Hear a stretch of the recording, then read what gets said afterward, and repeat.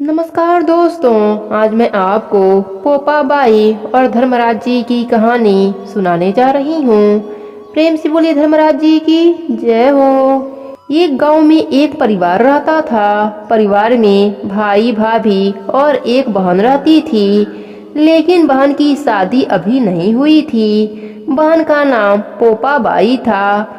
वह विष्णु भगवान की परम भक्त थी। वह हमेशा व्रत नियम बड़े ही श्रद्धा भाव से करती थी।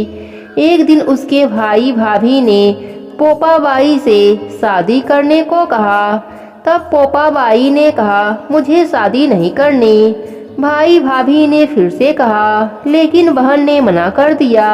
उसने अपने भाई भाभी से कहा कि आप मेरे रहने के लिए गांव के बाहर एक झोपड़ी बनवा दीजिए, मैं उसी में रहकर अपना जीवन यापन कर लूंगी। फिर पोपाबाई ने गांव के सभी लोगों से कहा कि हे गांव वालों, आप लोग अपने गाय बछड़े मेरे झोपड़े के पास चरने के लिए छोड़ दिया करो। मैं सभी के गाय बछड़ों की देखभाल करूंगी।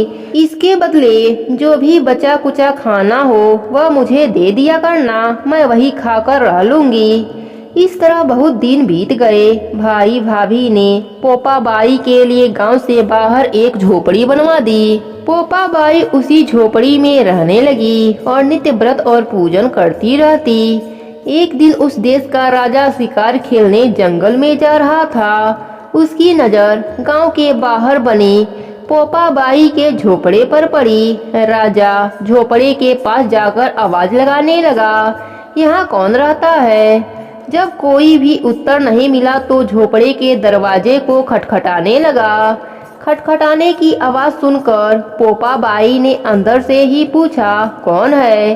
बार बार दरवाजा क्यों खटखटा रहे हो, क्या काम है?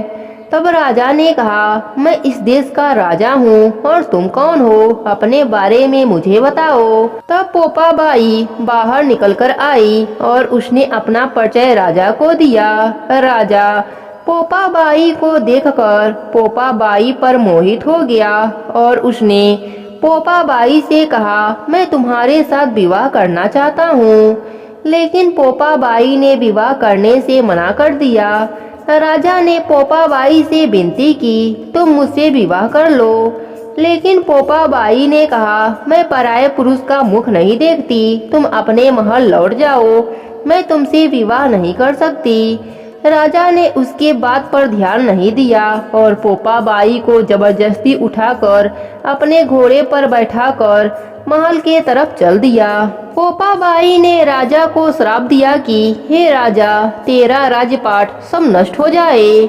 महल में पहुंचकर राजा ने अपनी रानियों को सारी बात बताई। सारी बात सुनकर रानियों ने राजा से कहा कि आप पोपाबाई को सही सलामत झोपड़े में छोड़ आओ।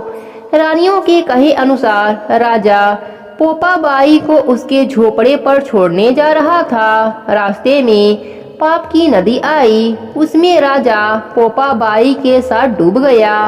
पोपाबाई मृत्यु के बाद जब धर्मराज जी के दरबार में पहुंची, वहां धर्मराज जी ने उसे स्वर्ग का पूरा राजपाट दे दिया।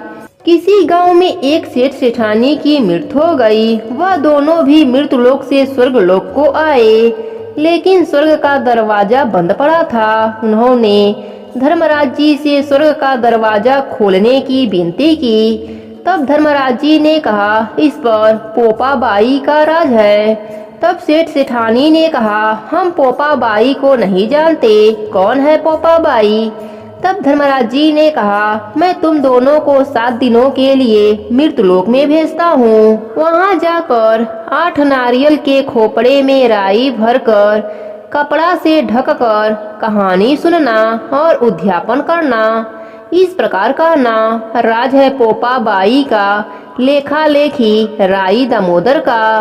प्रेम से बोलो पोपाबाई की जय।